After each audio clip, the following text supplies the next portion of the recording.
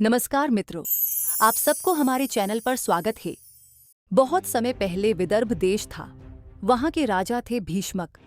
वे बड़े ही धर्मात्मा और सदाचारी राजा थे। राजा भीष्मक की एक परम सुंदरी, अत्यंत सुशील और बुद्धिमान पुत्री थी, रुक्मिणी। रुक्मिणी जी की सुंदरता और गुणों की चर्चा दूर दूर तक फैली हुई थी। लोग कहते थे कि वे साक्षात देवी लक्ष्मी का अवतार हैं। रुक्मिणी बचपन से ही भगवान श्री कृष्ण की लीलाओं की कथा सुनती थीं। श्री कृष्ण के रूप, गुण, चरित्र और पराक्रम से वे मन ही मन अत्यंत प्रभावित थीं। धीरे धीरे उनका मन पूरी तरह श्री कृष्ण जी में रम गया। वे हर समय श्री कृष्ण का ध्यान करती, उनके नाम का जप करती और ईश्वर से प्रार्थना करती, हे प्रभु, मुझे आपके सिवा और कोई भी पति के रूप में स्वीकार नहीं। लेकिन रुक्मिणी के भाई रुक्मी अत्यंत अहंकारी था। वह श्री कृष्ण जी से द्वेष रखता था।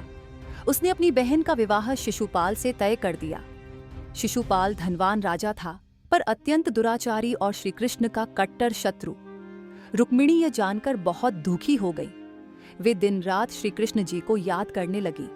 आखिरकार उन्होंने एक साहसी निर्णय लिया।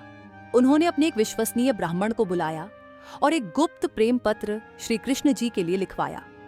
उस पत्र में लिखा था, हे मेरे प्रिय स्वामी श्री कृष्ण, मैं जन्मों से आपको ही अपने पति रूप में चाहती हूँ। मेरे मन, वचन और कर्म सब आपके हैं। यदि आपने मुझे न अपनाया तो मैं जीवन भर दुखी रहूंगी।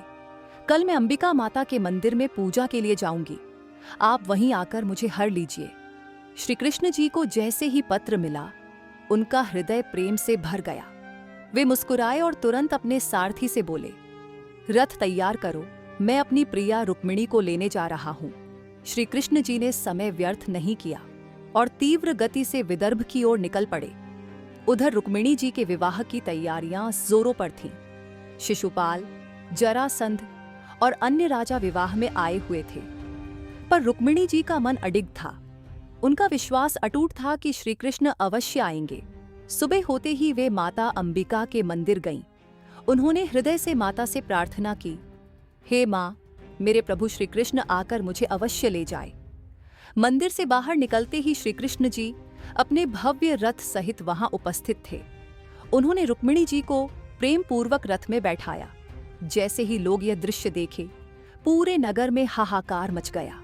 शिशुपाल, रुक्मी और अन्य राजाओं ने श्री कृष्ण जी का पीछा किया। रुक्मी ने श्री कृष्ण जी को रोकने की बहुत कोशिश की। युद्ध हुआ। श्री कृष्ण जी ने रुक्मी को हराकर उसे दंडित किया। इसके बाद वे रुक्मिणी जी को लेकर द्वारका लौट आए। द्वारका में भव्य विवाह समारोह हुआ। श्री कृष्ण और रुक्मिणी का विवाह देवताओं के विवाह जैसा पावन और दिव्य था। रुक्मिणी जी को श्री कृष्ण जी की रानी बनने का सौभाग्य प्राप्त हुआ। वे सदा उनके साथ प्रेम और श्रद्धा से जीवन बिताती रहीं। अगर आपको ये कहानी अच्छी लगी तो वीडियो को लाइक, शेयर कीजिए और ऐसी ही कहानी सुनने के लिए हमारे चैनल को सब्सक्राइब जरूर कीजिए। धन्यवाद।